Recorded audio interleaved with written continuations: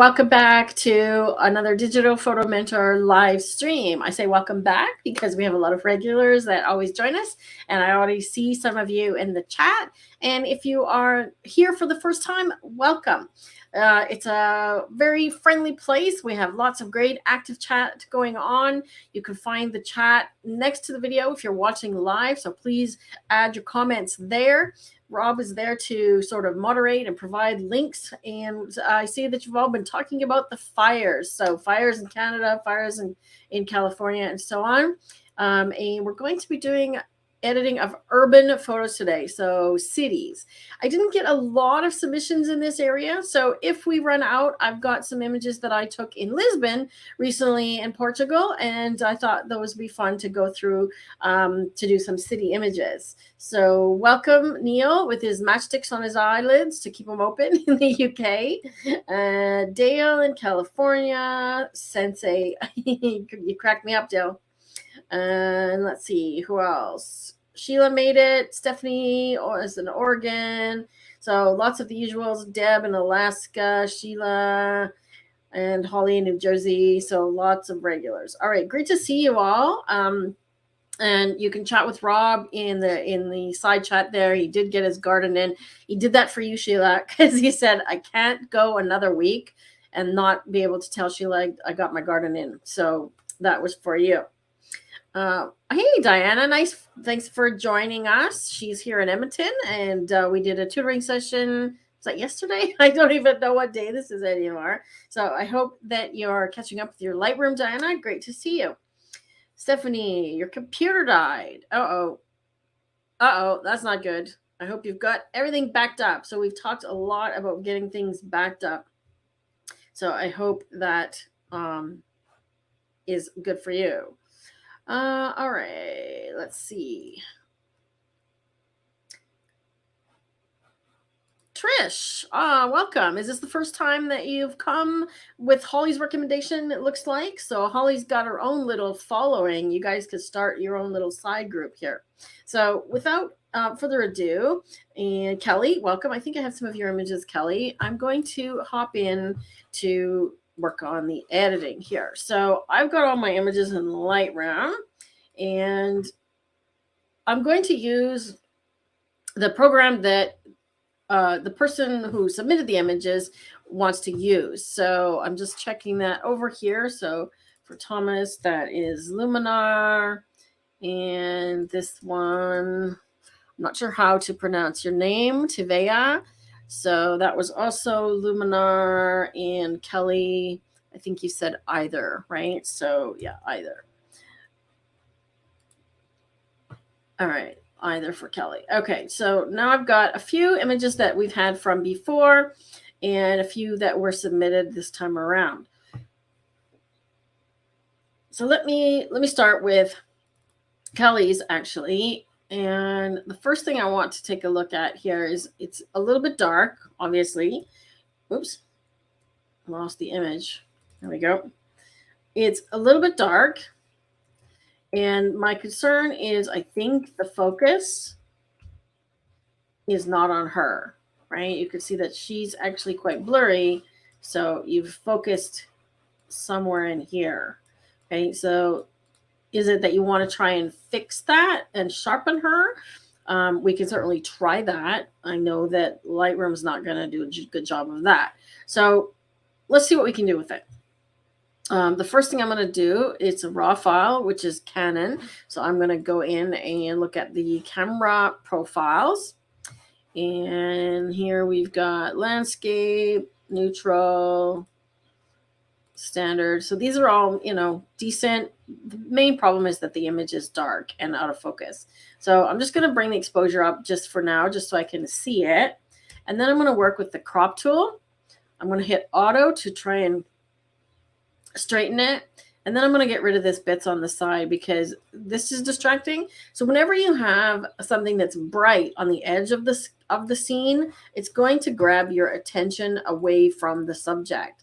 Right? So the challenge is, there, I want my name. There we go. Just leave that. The challenge is making sure that the edges don't have one of those four things that grab your attention. Okay. So do you remember those four things? Okay, review the list, and you want to make sure that those things are not in the background or on the edge of the image. Okay, so we're going to use the crop tool to get rid of that. I'm going to come right into this post here, and then the same thing over here. So it's not super bright, but I want to get rid of that. Okay.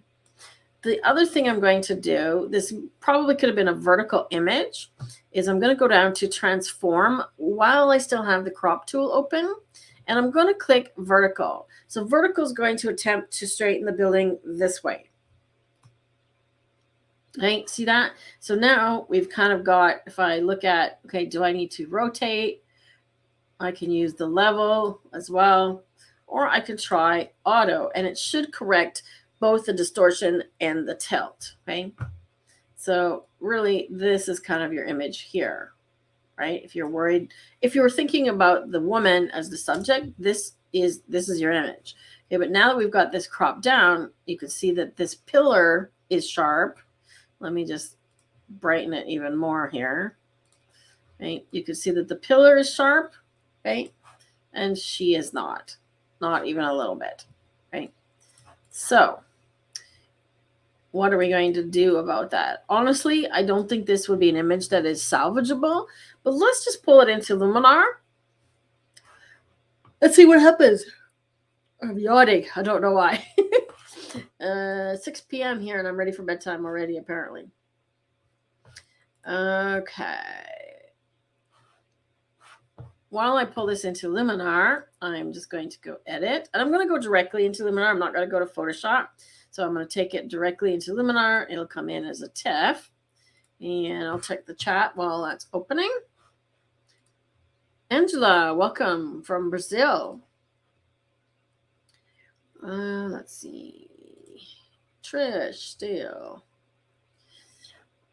Okay, so quick shot. Yes, off on the focus, half on purpose, half not. So if you have a situation like that in the future, Kelly, try both, right? So focus one on like the frame part of it. Like I know what you're trying to do with framing. Focus one there, and then focus one on the inside part of the frame.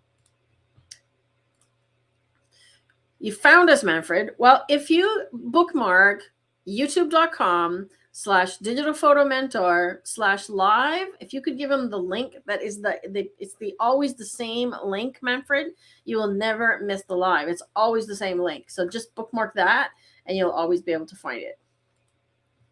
Marguerite. Okay, I've got Luminar open and it popped up on my other screen. So let me drag it over here. Okay, so now I'm going to try Super Sharp and see if it does anything, okay? So now we have two choices, motion blur and universal. This one I would say is universal, so I'm going to try middle and see what happens. It's hit and miss still, this one, I think. It did a video on the recent update,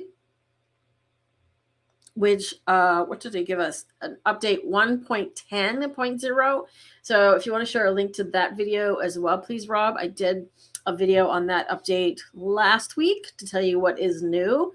I can't even remember what was new now. Let's see. I haven't I missed anything. Okay, here we go. Let's zoom in a little bit here. Yeah, see, it's not doing a great job. Like it's better, but there's very little there to actually work with, right? So sharpening this one is going to be hard. Like it looks better. You can definitely see it's better. And I mean, it's even sharpened the side here, right? So if we look at the brick wall, it's sharpened the brick wall, but it's kind of not going to work because the original image is out of focus. Yes, upscale changed. Yes, it was upscale. They tried to do a better job with the, oh my goodness, face enhancer. The link you want to bookmark is the one that he gave above. Let me just, that one. That's the one you want to bookmark, Manfred. Okay. So not the one for the Neo update. This is the one you want to bookmark. Okay. There was a couple of other small things as well. So the new info button was another one, right? Where you can get information on a tool, and then if you click it, it takes you over to, takes you actually to the manual. Okay, so the Luminar Neo manual. And for those of you that were talking about wildfires, I actually called this up here. So this is the current situation. We are here in Edmonton. So there are currently 75 active wildfires, and you can see how many. The red ones are out of control. So they're mostly in control now. It was a lot worse. Yeah, it was a lot worse. And the smoke is going west right now. So we're actually pretty good. Okay, so this one I'm not even going to save because I don't think the focus is too much of an issue. So that's what I would do for next time, Kelly, is try focusing on both, especially when you're dealing with a subject that has a frame, which you're trying to use, and then something through the frame. All right. I don't know if Thomas is here. Now, he sent JPEGs, and he wants these in Luminar, and then I've also got some from Zay.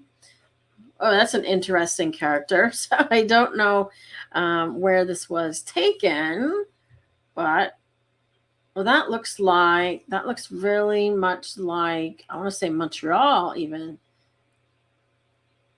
or that looks like Lisbon that I just came from. So I mean, that could be Europe. If Thomas is here, where's this, Thomas? Like this one of the subway here. That looks like the Lisbon subway. Paris. Okay. Yeah, I figured it was Europe somewhere. Okay, cool. Dale is suggesting focus stacking. Yeah, in terms of if you want both things in focus, yes, you could do that, and that would work actually really well in Luminar. You could focus stack them for sure.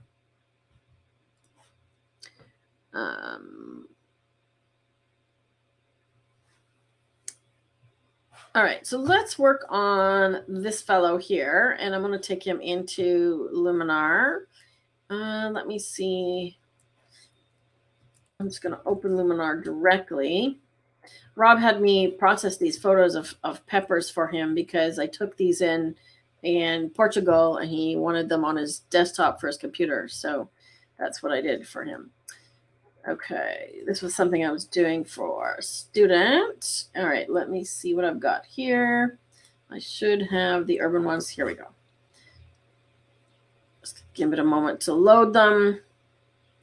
And I'll find your image, Thomas. There he is.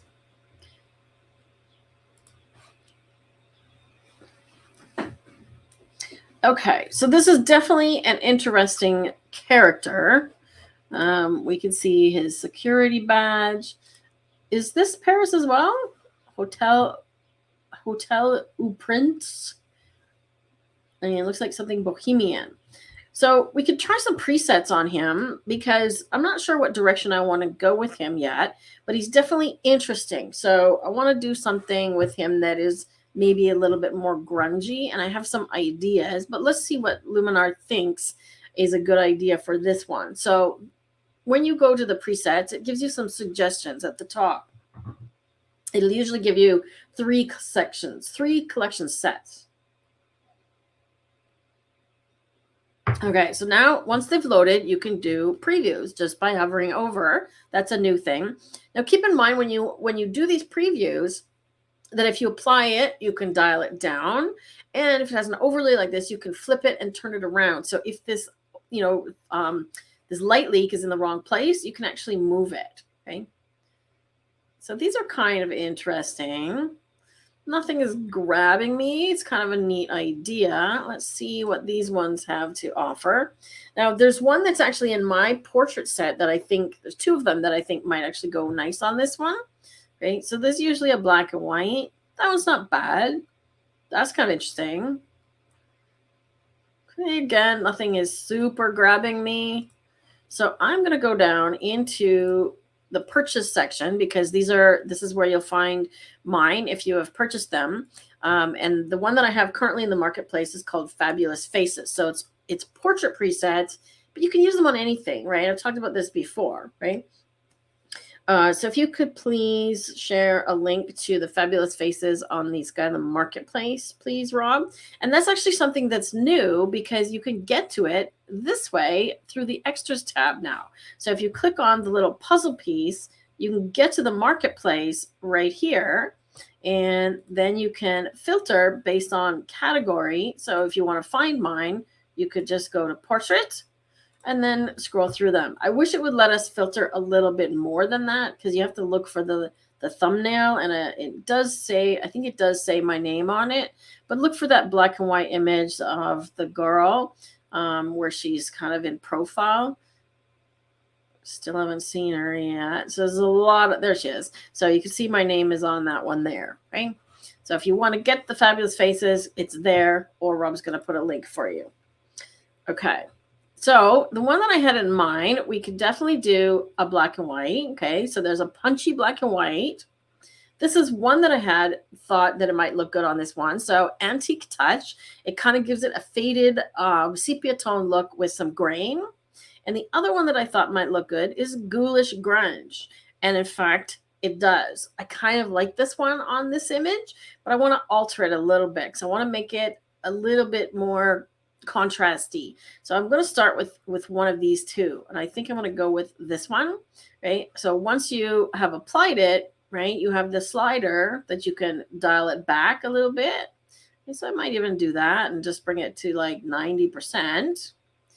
And then you have the ability to go to the edit tab, and in this section over here, all of the edits that have been applied from that preset, you can go and tweak them. Okay, so if you want to start right from the beginning, go to the bottom. Okay, so if you want to do anything to adjust this, and in this case, I'm going to do smart contrast, and I'm actually going to crop this image too. So I might, before I do any of that, I might come back here. It should apply that right away here. And I'm going to go free cropping because I want to get rid of some of this part on the left here and come in a little closer to him. I don't want to cut too tight on his head. I don't want to cut off the keys. And I think that looks pretty good there. If anything, I'm just going to straighten it a little bit. So it looks like I'm looking at the vertical lines here to try and straighten it a little bit. And I'm going to go with almost more of a square cropping so that he's got space in front of him to look into. Okay.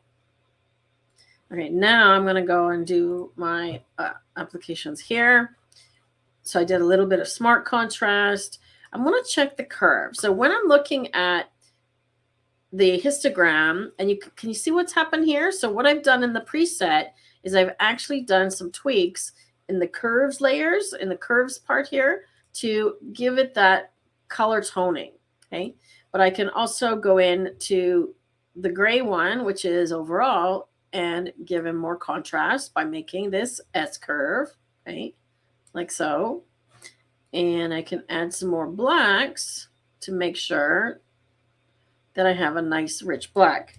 So if I turn on the clipping warning, I'm not getting any clipping except this little bit on his cigarette here. So I could tuck in the blacks a little bit. There we go. Okay, so now I've got a little bit richer black. See that? See these blue notifications there? Okay, so now I'm going to check each one of these. Structure. Now, structure is applying on the whole image. Okay, so if I don't want it on the whole image, I could do Mask AI, and it's going to analyze the image, and I'm thinking I want to do it just on him, not in the background. So if the Mask AI does a good job on this one in selecting him, okay, so I'm going to choose human and see how well it does. Then I'm going to copy the mask so that I can use it on some of the other tools. Okay, so it definitely did not select the human. Ah, there we go. Okay, so now I've got it opposite of what I want, so I can just invert it. So that's good. Okay, so I'm going to go here and invert.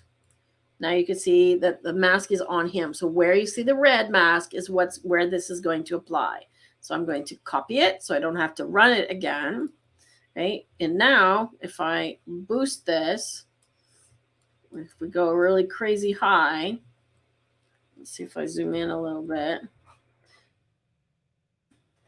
We should be getting more structure on him. I think it's not catching up yet. We have to wait for it to catch up. Blue whistle is distracting. Okay, we might be able to deal with that too. Over here, yeah, we could probably deal with that. I can either clone it out or change the color of it. I'm kind of waiting for it to catch up on me here. Let's try color harmony. Okay, so what has been done here? I think I did some color tweaks down in here. Oh, maybe not. Looks like I didn't do anything here. All right, so let's do some color tweaking. We can actually deal with the whistle. I can brighten him. So see how I'm brightening him a little bit. I'm looking at his face, right? And if I only want this to apply to him, remember I've got that mask copied, so I can just paste it. So I'm not affecting the background, right? Details, once again, I only want this to apply on him, right? So I'm going to paste it again. And I'm just going to see what each thing is doing. This is actually flattening the image, which I'm not crazy about in this particular one. So I might even just dial it down or eliminate it. Okay. Dramatic. Maybe we can go a little farther on this one. Let's go a little farther. And again, maybe I only want it on him. So I'm going to paste it in on him. Okay, so each thing is sort of building on the effects of the previous one. Let's see. We can have maybe a little bit less black. And I'm just kind of dialing it into my taste. Right? Like so. Do I want foam grain? Sure.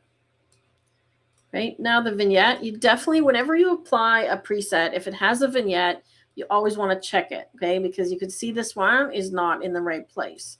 So I need to move it at the very least and maybe make it smaller so that it's more on him, okay? Like so. And then this last one here, I've used glow, but I think I'm going to switch it to Orton effect and see if we like that one. Give it a little bit more glow. Something like that. Okay, now the blue whistle, I've darkened it a fair bit already, but if we want to minimize it even more, use the color tool and go down to luminance because we know that it's blue. We can darken it. See, now the whistle is almost black, right? Just darken it a little bit. And then all I need to do is just use a brush and just paint it over that whistle. See that? So all I'm doing is darkening that whistle. Okay, and if I want, I can do the same thing and darken this lady's scarf in the background. And if I want to apply darkness to maybe the greens as well, right? Again, I can just brush it in. So I'm already working on the brush tool. I can just darken these green areas here a little bit behind him. So see what that's doing? Okay, what about these red tabs here and this red tab here? Okay, maybe we need to lower the saturation of the red as well. So darken and desaturate. And back to the brush. And I want to just get the red tab here. I don't want to get his hand. Let's just get the red tab and even the little cigarette box there. Okay. So now we can see what that's doing. So the color tool is a great way to have these kinds of controls of toning things down. Okay. And I think I'm even going to crop in a little bit more on this side just to get rid of that piece of that wall there. Oops. Looks like I got to come in a little bit. Oh, wants to crop original. Let's go freeform. It does not want to let me crop it. try that again. So, free crop. And I need to come in a little bit here. It does not want me to crop it. Let's try it again. Okay, come in. Free form. Come in on the side, and then I'm just going to tilt it a little bit, like so. That looks good. Okay. Now, another neat thing that we could do with this image, if we want to, is we could completely change the background, right? We could do a background removal. Let me take a look at some comments here, if we have anything, any questions. Let's see. Sheila is loving my powwow images. I have been busy. I have about 1,300 images that I took at the powwow last Friday, and I'm still going through them. So I've gone through about 900. I'll show you a few if you want. I can provide a link for that if you want to see. It was literally a powwow at a school, so an Indigenous powwows where they have the dancing and the drumming, and it's really interesting. Also, if you've never been to a powwow, and if you're in Alberta, a friend of mine, the guy that ran the powwow that I did on Friday, he's actually taking a group to a large powwow in Saskatchewan. And if you want to go with us, we're going to be going. So I'm going to send you, I'm going to find the information. I'm going to find the powwow link. Here, let me just call this up here so you can see. And here's the link if you want to see some of the pictures that I've taken at these events. And this is the one that I just did last week. I've currently got, like I said, about 400 images up here, but the kids are the ones that really steal the show. These little ones doing this dancing, and they're just adorable, absolutely adorable. These two here. Here, let me find my favorite picture of them. They are just super, super cute. These two, they stole the show. So I think they're sisters, and they were with their grandma and their grandpa. There's grandma. And they were just like the cutest little thing ever. Look at the attitude on these two, hey? So get them involved early and get them dancing. They're super cute. So if you would like to come with us to a powwow, I believe it's on July. Let me find the date. It's July 14th, and it's going from Lloydminster, and we're going to, it's Onion Lake. So if you want to come with us to Onion Lake Powwow, my friend Kevin takes people. So he's Indigenous. He was the arena master for this powwow, who runs kind of the show, and he provides a booklet to explain the different dances, a little bit about the history, so that you have an understanding of the cultural awareness about what it is, you know, that you're attending, and so that if you want to photograph like I do, that you're doing it respectfully, right? So if you'd like more information on that, just send me an email or send me a notice, and I can connect you with Kevin, and you can sign up. It's absolutely free to attend, right? And everybody is welcome at these events. Everybody is welcome. Okay, so let's see where we're at for this fellow. So we've dealt with the blue whistle. So the masking did include the whistle when I did human. So I could have altered the mask. Yeah, I could have altered it. His mustache is younger than his bird. Yeah, it looks like. Or he was eating turmeric. That's possible as well. Well, turmeric is yellow, so it would have dyed his mustache yellow. Let's see. Well, that is something that I've actually considered doing, Marguerite. But the challenge around that is that I don't want to profit from that. So if we do a workshop, it will be around people photography or events or something, and we'll all go together. But I don't feel right about charging people to go to a powwow. Okay. So did I answer your questions about that? There are protocols, Trish. And generally when I go, I usually speak to either the MC or the arena master, or even the drummers. Like if I'm going to take pictures of the drummers and the singers, I usually, say to them, and I also tell everybody that I'm taking these photos and I'm providing them no charge to anybody who's in them. And when you say that kind of thing, if you're willing to do that, nobody has a problem with it, right? What they don't want to have happen is having somebody profit off of the photos that you're taking of them, because that's inappropriate, right? And then let's see. So yeah, Robert shared an article. Yes, never take photos during prayers. Yes. Never take photos during prayers, when the elders are speaking, that kind of thing. So those are the kinds of things that I know about and I've learned about, and I would share with you if you want to come to the one in Saskatchewan. Okay. Rob shared a link to an article that I did on photographing events with respect, and it does talk about powwows and things, but any kind of cultural event that you're attending, you should be respectful, right? And that includes religious things as well, right? So if we wanted to do a background removal on him, we could. Or let's just see what happens if I do a duplicate layer and I change it to multiply, right? So if I want to like darken the background, for example, right? Multiply is a great way to do that, because I can use that same masking. I can use the same mask AI that picked him out and use it to just mask it on this other layer to darken just the background. Okay, so I'm going to do human. Once again, it should select him. There we go. And then I just have to invert it.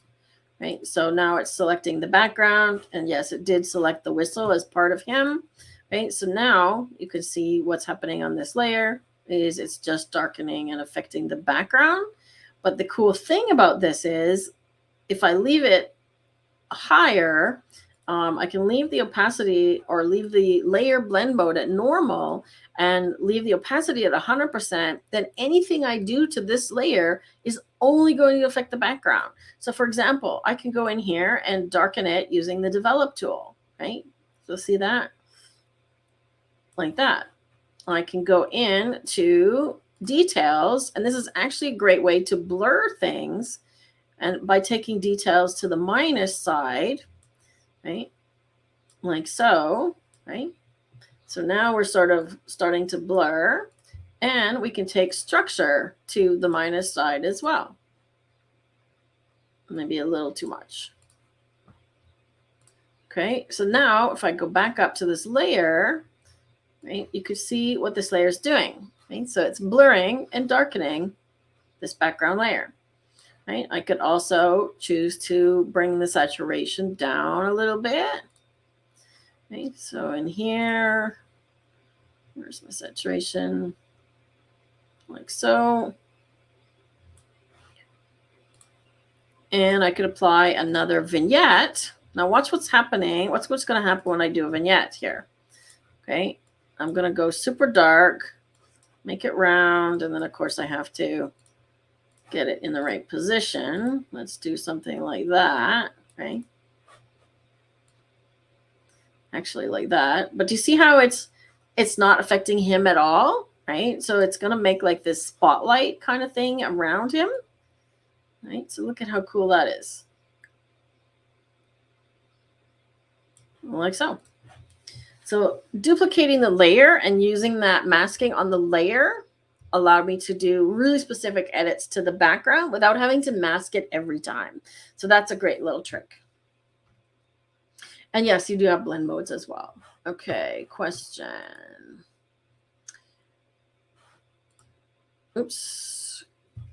A lot of etiquette involved. I want powwow photos for my Indigenous in-laws. So yes, for sure. Like if you're using them for personal uses, absolutely. And if you're willing to provide the photos to the dancers, they usually have no problem allowing you to take photos. There's also specific things about where you're allowed to stand. Like you're not supposed to be in the arena. You can't go in with the dancers and things like that, right? Using flash would be a no-no as well, because you don't want to blind the dancers and so on, right? So it's using a duplicate layer and doing lots in lieu of doing lots of masking on the original layer. Yes. So all the things that I just did to the background, I could have done those with each of those individual tools and applied that same mask over and over and over again. But if I know that I want to do stuff to the background, I can duplicate the layer and then leave it the way that I did at normal 100% opacity. And then any tool that I apply is going to only apply to the background, right? And then if I have to mask it or change the mask, I only have to do it once on the layer, not on every single tool. So that's an advantage. It's a little bit of time saver. Yes, exactly. Yeah. All right. So there's our fellow. So we've got before and after, right? He would be cool in black and white, I think, as well. So great image, Thomas. Thank you for sharing that one with us. Let's see. Okay, so I did that one. We did these. Let's see. Okay, so we got a lot of others for Luminar as well today. This one here was sent in, and this one is HDR. Okay, so they said they did HDR on this one, and this is the original. So I'm not sure if they're here today.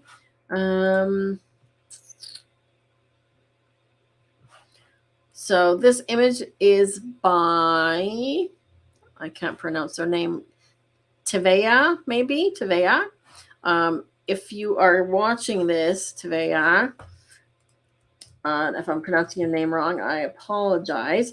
It does look like that street in Colombia, Rob, but there was also one in Lisbon that had umbrellas like this too. So funny enough. Recognize this street from Victoria. There's probably a million streets with umbrellas like this. There's quite a few. Okay, so this one is the HDR version, and this is the original, looks like, right? So what I want to do is exactly that. I want to actually run this one through HDR merge and see if I can get anything else out of it. Now, here's the thing that I haven't tested a great deal as well, because I want to see if I do any edits to this first. I think it just goes back to the original if I dump this into HDR. So I'm going to dump this one into the HDR merge as a single, right? And see what comes out.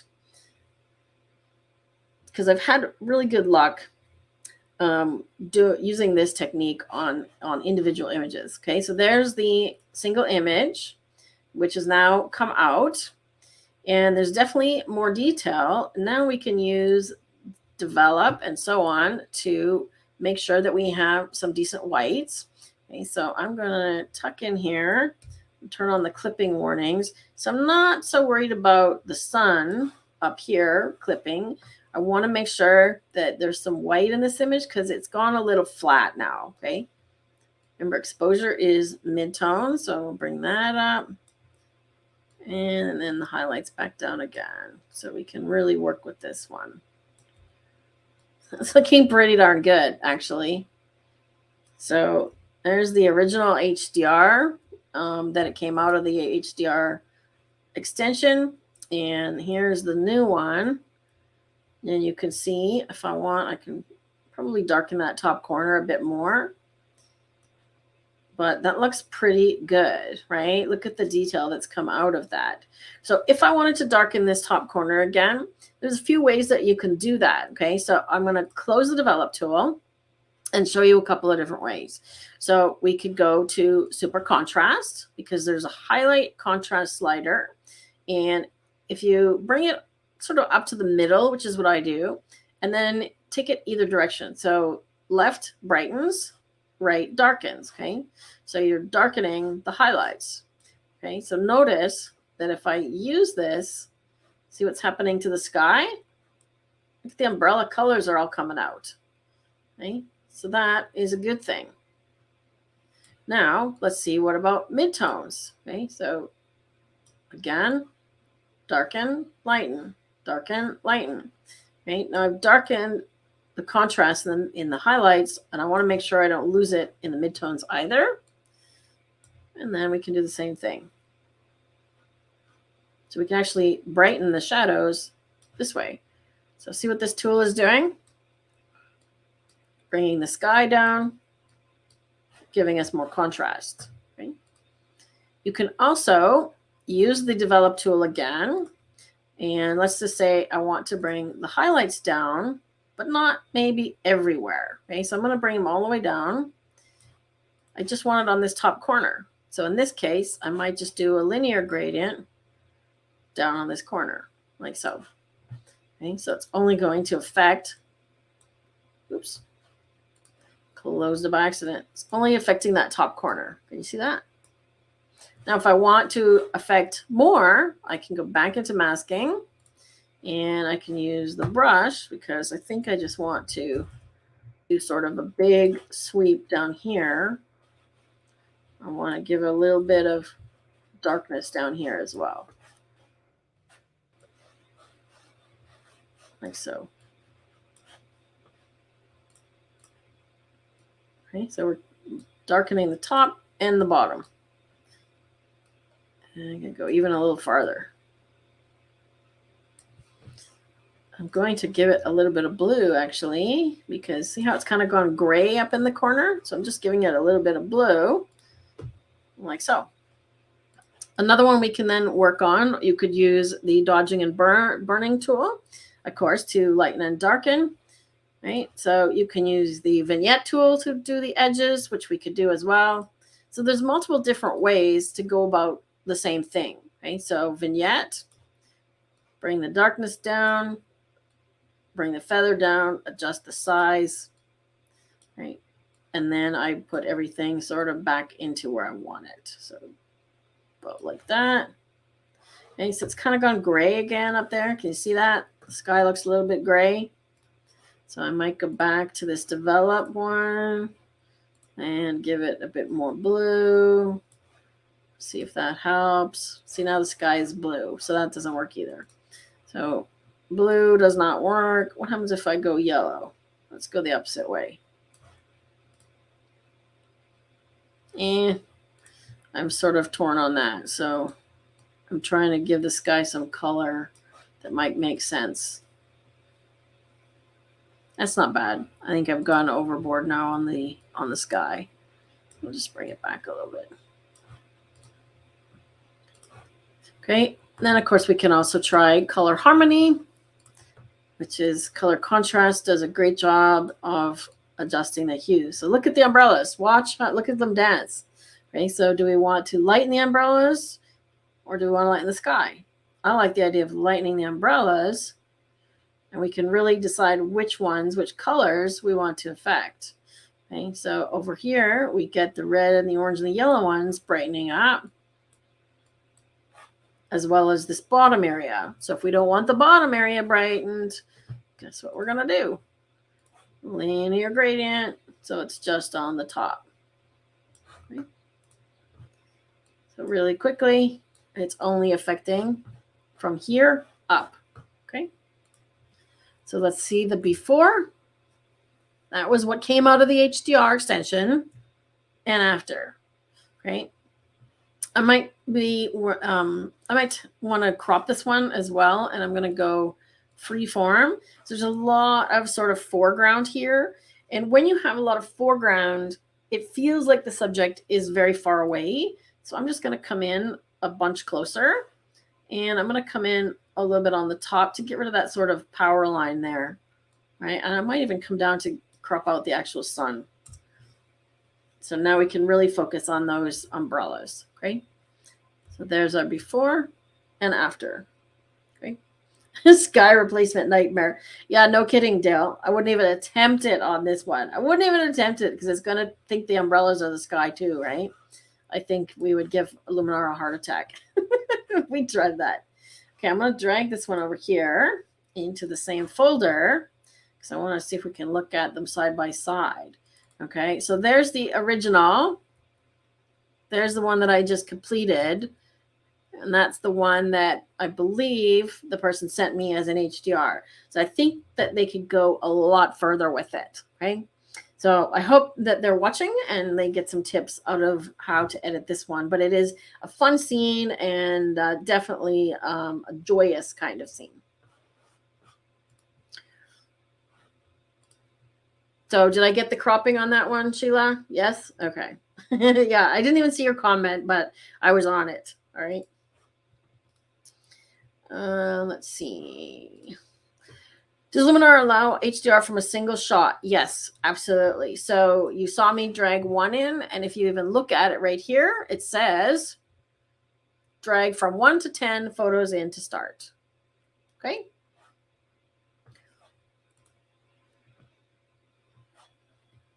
All right. So that was a fun one. Let's see what else we've got. We're debating going for ribs tonight. We have a gift certificate for all you can eat ribs. Well, Montana's, which is a great place for ribs. Do you guys have Montana's in the States? Really good ribs. Okay, so this is an image of Zay's. This looks like Europe for sure. Also looks like Europe. So this is kind of a fun one. This one is a tricky one to edit because the image itself, and I know she wants this one done in Luminar, but I'm just going to show sort of the cropping. The problem with cropping on this one is if you straighten it, we're going to lose a lot of the church steeple. Okay, so if you're shooting scenes like this, be really conscious of make sure that you get everything in. And if you're going for a scene like this and you're trying to portray that it's a super busy street scene, then that works, right? Okay. You sure you don't want to go for ribs tonight, Rob? I'm kind of leaning that way myself now. Okay, so let's do this one and let's work on the crop here. I'm going to do horizontal alignment. Okay, so same idea that Lightroom did. And I'm going to go maybe even a little farther here. Okay, now if you want to do the distortion correction, remember I did that in Lightroom, you will find that in the develop tool, right? In the develop raw tool. You're going to find that down here under transform. Okay, so let's just click it. Okay, that's definitely not what we wanted. Let's just see. Yeah, so you can adjust it this way. Right? So you have to do it kind of eyeballing it. It's supposed to correct it, but let me just uncrop this and see if it does a better job. Okay, so we're going to go back here to transform. So it's supposed to, yeah, there we go. So once I took the crop off, it did a better job. So it straightened the image and fixed some of the distortion. Okay, so that's where you find the transform, just like I found transform in Lightroom. Okay, all right, so now let's see what we can do with this one. So I'm in develop, looking at the histogram. Let's bring the highlights down. See, there is information in that sky there. Look at that. It's actually quite interesting. So we could definitely bring the highlights down, right? I want to make sure that we still have some white though. So I'm going to turn on the clipping warnings. Make sure that you have our Luminar keyboard shortcuts cheat sheet. So if you could please share the link for that one, Rob. I think everybody probably has it already, but if you don't, make sure that you have a copy of that. And then I'm going to add... So whether or not I use the curve or the sliders for blacks and whites depends on how far I want to go. If I want to go more softly and only a little bit, then I use the sliders. If I need to go farther, I use the curves because you can take it farther. Okay. And let's just boost this a little bit with the exposure. So you can see that as I adjust one, remember it's that dance. So then I need to bring the highlights back down again. Okay. And I could also do that here. So I can bring the highlights down using the slider, or I can do it here. Okay. So I'm kind of doing an inverse S-curve, boosting up the shadows a little bit. And I'm still losing highlights in the sky, but we're going to come back to that. Okay. So let's just apply that. Oh, we've got some different profiles, and now we have previews of them. So this is great. Let's try landscape. So landscape gives us a little bit of color in the sky. Let's go with that. And now let's try Enhance AI. So Enhance AI is going to give us some sky enhancing. Again, look at that. Right? And punch up the colors. So I feel like we've got some chromatic aberration in there. So maybe I missed that. Again, the only place you can find that is under optics. And I should have checked that one off. So let me just zoom in here to see if it is indeed. Can you see that red line? I don't know if you can see it or not. There's a red outline on this side and sort of a blue or purple outline on that side. That's usually an indicator of chromatic aberration. So click off the checkbox. Looks like it got some of it. I could try auto distortion correction and auto defringe. That usually gets it, one or the other. Let's see. Yeah, that's a little better. Okay. So look at that. So we've straightened, right? Straightened, brought out some detail. And now if I want to do some structure in the town, we can certainly do that. I kind of just had a vision for this one, though. I like one of the mood tools in here, which is under, it's under creative. It's the either the sepia or the Ushua. It's kind of a brown tone, though. So let's actually go with one of these. So I'm going to go with sepia. Actually, let me go down here again. I kind of use all of these at the bottom. Sepia, smoky. Ooh, this one's kind of neat. It kind of gives a matte finish. And wooden. See, wooden just kind of makes it look more antique-y, right? Look at that. I kind of like that. So maybe somewhere around there. Okay. I'm not crazy about this whole green thing over here with the pharmacy. So how can we fix that? Any suggestions? What can I do with the green X on the left? How can I fix that or minimize it?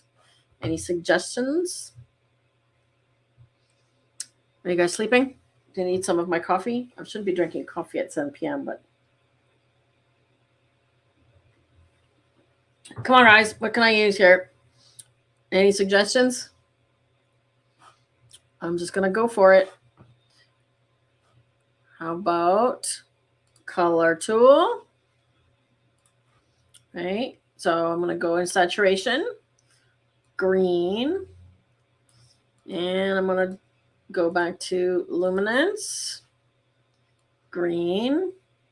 Okay. So see how it's affecting everything, right?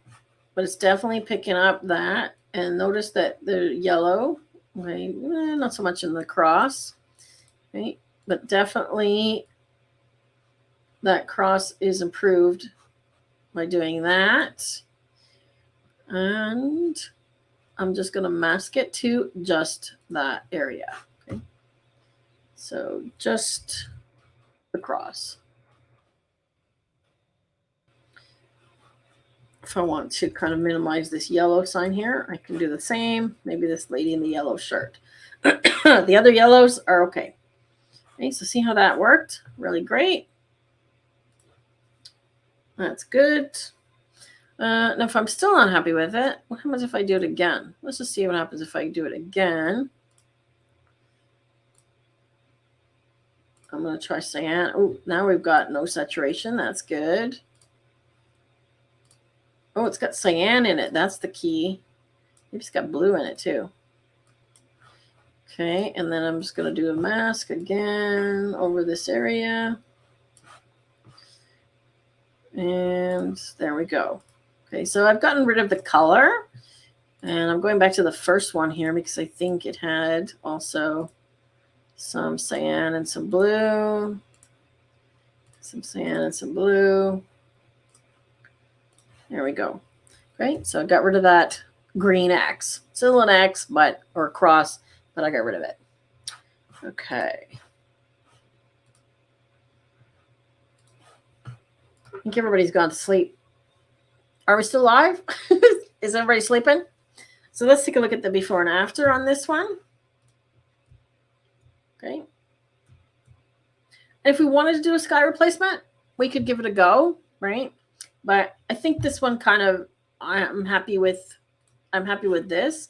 If anything, I'm going to crop in from the bottom a little bit because there's that bottom of that car there. And I'm coming in on all sides here, which is getting rid of the edge here, coming into the edge of that sign. Let's do that. So just, again, watching the edges for things that aren't cutting off. Okay, how are we doing? Let's see. I'd have time for one more. What would you guys like to see? We've got maybe one in Lightroom. Let's see what's there's in Lightroom. I've got this one, this one, this one. This one's kind of an interesting one. How about we do this one? Right? Looks like India, typical. Look, subway station. Okay, so here we are. It's a raw file.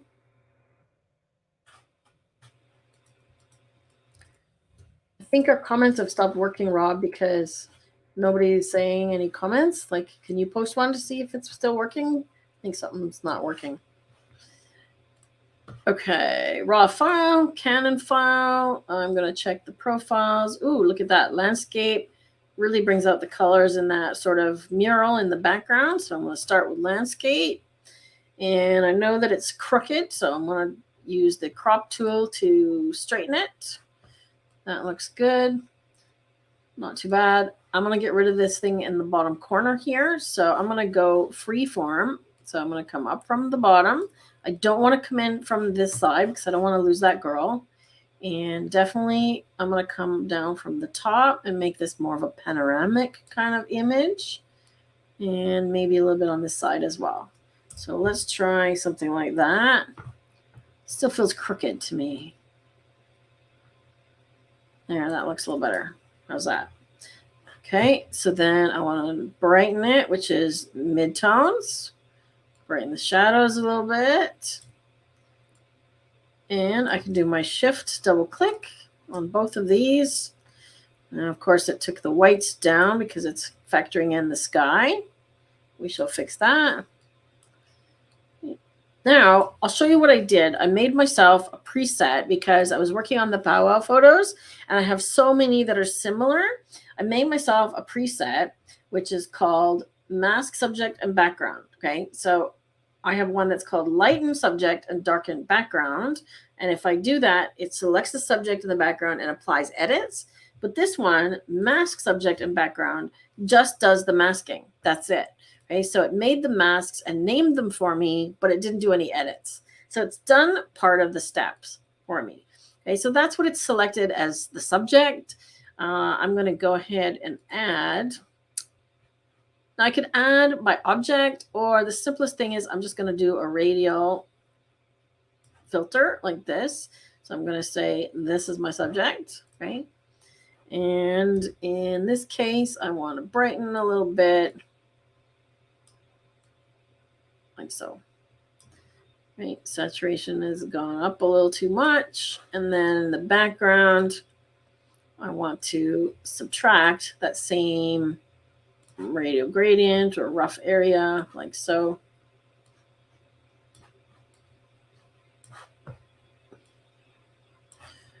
So background, something like that. And in the background, of course, I'm going to bring the highlights down, bring the saturation down, and add like a little vignette. Now, if you want to make the oval bigger and go off the page, so all I did was Command minus, Command plus. So Command minus will allow me to go off the edge like that. Okay, so it just made the picture smaller, right? And then when I click it, it just goes back to normal size. Still not crazy about this thing at the bottom here, so maybe I'll crop in a little bit more. like that. Just get rid of that edge. Okay.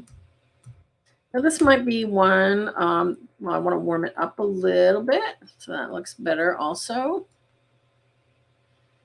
Something like that.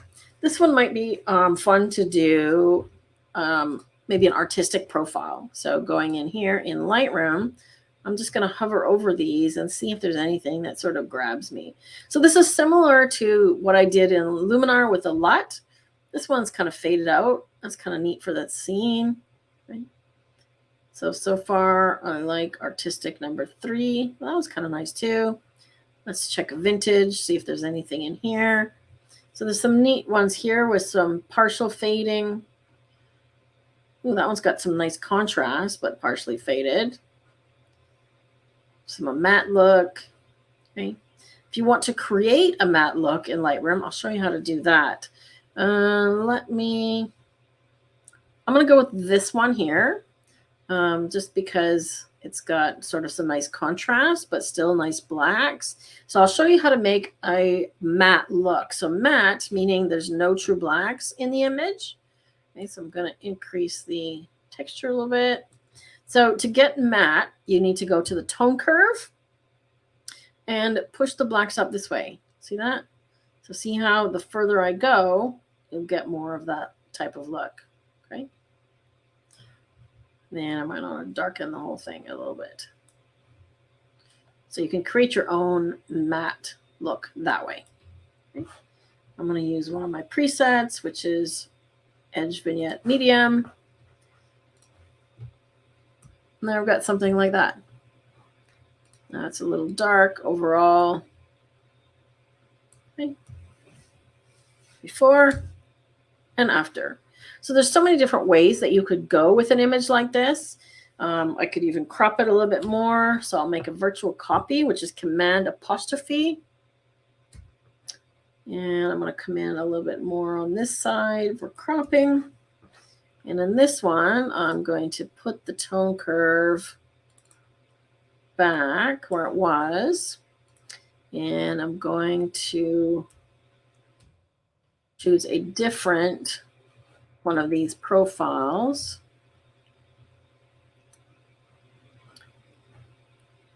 That one's kind of cool, actually. So that one's kind of neat. So we've got a whole different look. Then I could choose another one and do another virtual copy and go back to one of the camera matching ones and even go in to do a black and white. Okay. Oops, gotta do that up here. So black and white, and then adjust the tones. Okay. Always do your black and white conversion this way, not by doing desaturate. Okay. If you want to see the color, okay, I want to increase the yellow and the orange and pretty much darken everything else. Something like that. Okay. Once you convert to black and white, I always go back and double check that I have lots of black, lots of white, and I will usually increase the contrast either this way or with a tone curve. Okay. So this one is cool because very quickly I've done, let's do all 4 here. We've done 4 different versions. Okay, so the bottom right is the original. Right, made this one, top right, second version, third version. Okay. So this is kind of a fun image that has a lot of variations that we could do. I don't know what's happening here, but I'm not getting any comments. I don't see any comments on here, and I don't know what's happening, Rob. So if I'm missing some questions, I'm not seeing the chat at all. Last one I saw was me, and you said all you can eat ribs. So I haven't seen any chat in 15 minutes. So tell me what everybody's saying, and I will answer their questions because I am not seeing them for some reason. I could do a refresh, but then I have to come back. So which version? Let me get rid of the original here. And you're going to have to tell me which one they're voting for. Which version do you like? Number 1, top left. Number 2, top right. Or number 3, bottom. And of course, I could do sepia tone with that as well, which might be cool. So while you're voting, I can make another version. Actually, let's do one more version. And take it in and do a sepia tone. So the best way to do a sepia tone is with the color grading tool. Shift the shadow colors. And I'm just going to give it somewhere in here in this warm color, like so. Now, if you want a true sepia tone, color the highlights the same. Okay, so number 50, I'm just looking at my hue number. There we go. And this one might look good with a matte kind of look. So in here, I might want to go and do matte. Oops, not like that. That was not what I wanted to do. So there we go. And then I'm just going to darken the whole thing. All right. So now you can vote for 1, 2, 3, or 4. Now we got a sepia tone. Let's see. Pop out the chat. How do I pop out the chat?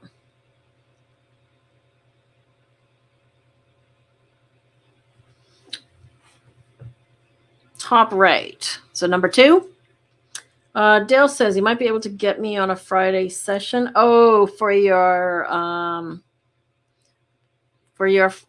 thing, Dale. Send me a message on Facebook and give me some dates, Dale, because I need a bit more notice than that. Yeah, for sure.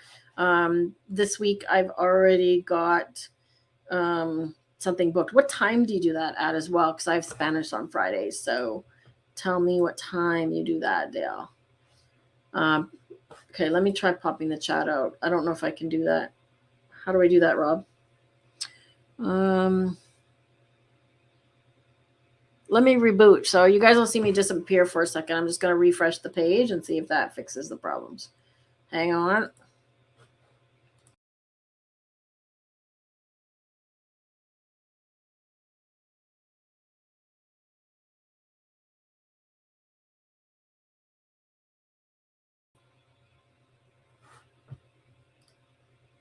Okay, now I see everybody's thing. My hair is crazy. I see all the comments. Okay, so now, oh boy, I gotta go way back now. Let me get back to Lightroom. Okay, holy cow. Okay. All right. Do you see us? No. Toothpicks in the eyes, Holly says. It's not that late where you are, Holly. Okay, take care, Manfred. Has to go. Let's see. Don't blink, your eyelashes will catch fire. Neil from Coffee Break. So lots of coffee breakers here. That's good to see. Good to see you guys all showing up. It still looks correct. It still looks correct. Yes. I have to arrange the time yet. Mickey, actually, I prefer to have raw files. So let me go back to that. That's a great question. To submit your photos, if you could put a link, this link here in the chat, Rob, you can just click on that in the chat, Mickey, and enter. Preferably a raw file. Okay, so if you want me to see your edits, you can submit 2 images. You could submit the before and the after, but the before version, I would prefer to have the raw file, because then when I bring it into either Lightroom or Luminar, I have more of the tools capabilities at my disposal.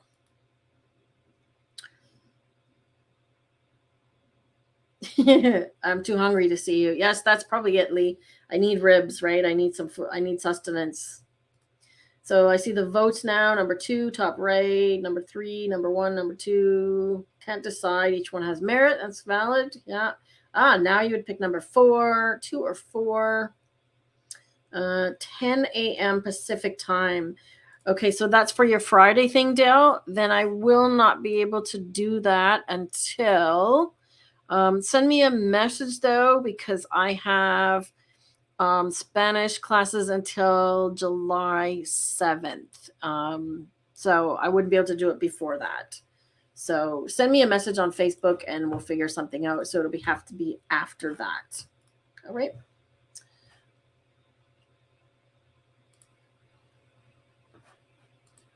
And Holly is saying you can shoot both RAW and JPEG if you're not sure, but he said that he has RAW files. So yeah.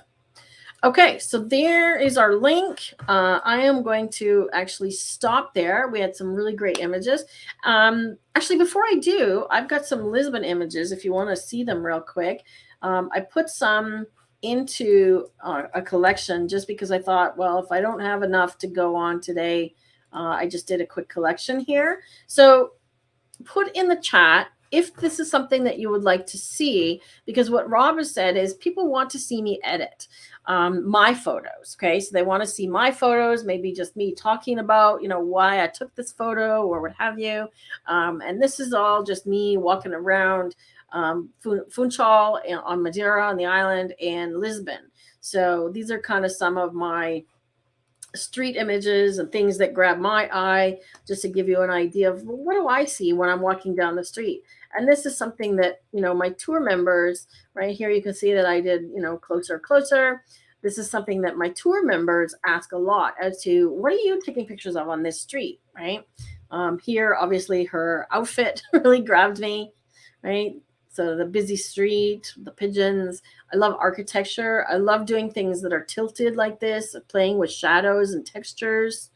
The layers of this one, right? So we've got sort of the colorful tree and the lamp in the foreground, and then going back into the background with the hills. Okay. I just like these two guys chatting. I took about 8 photos of them chatting on the street corner. Right. I love the juxtaposition of modern versus ancient here. Laundry and material. This was a fabric store, actually. It was really colorful. But what photographer doesn't love laundry? We always like to take pictures of laundry.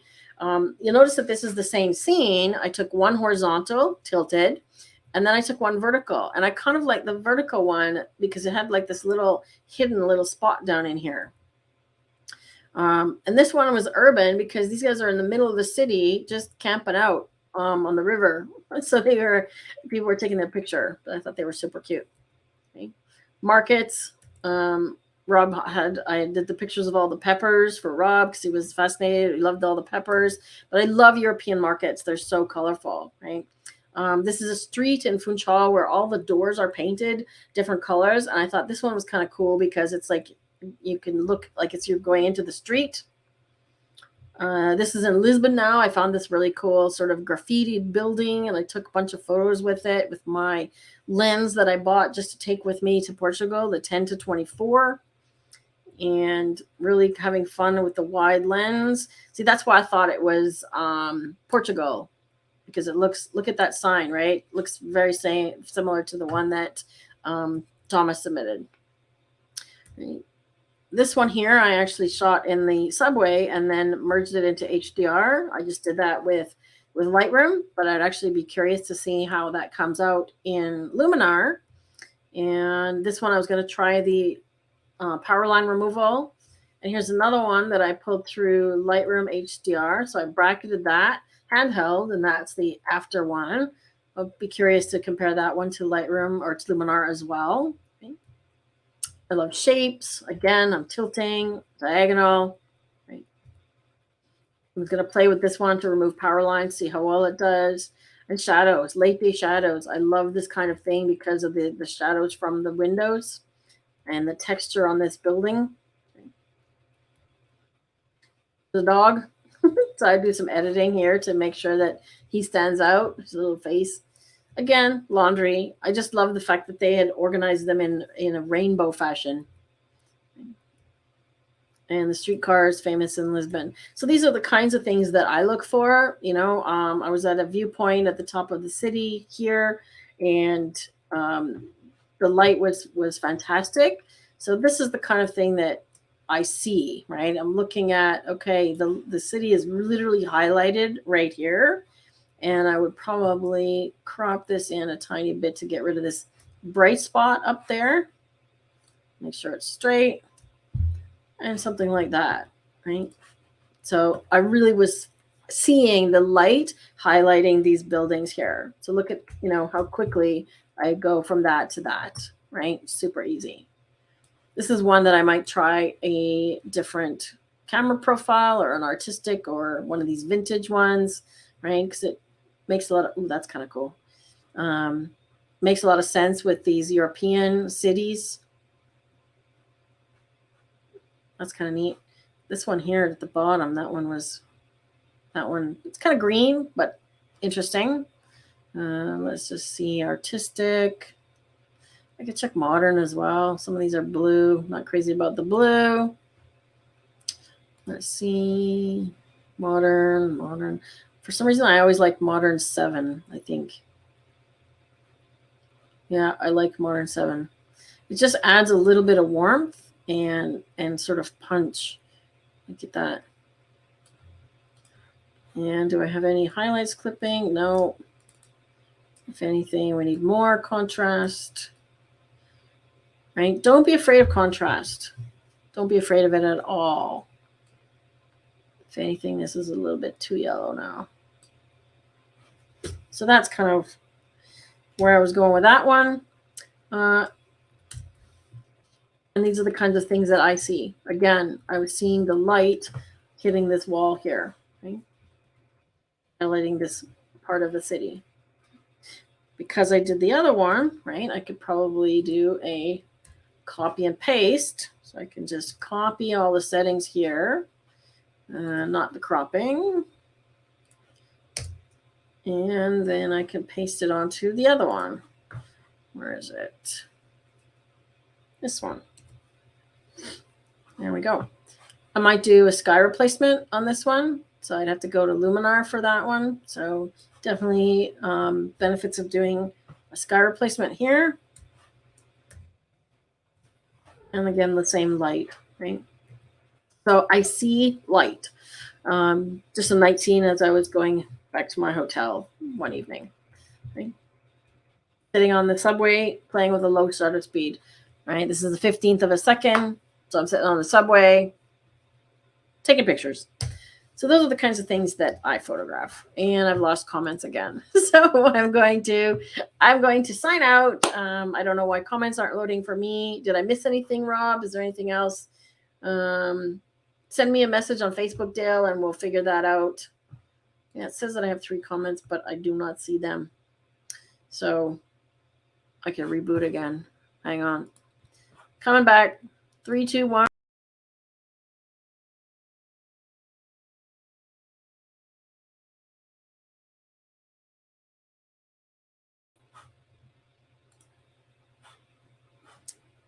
Okay. I got the comments back. Let's see.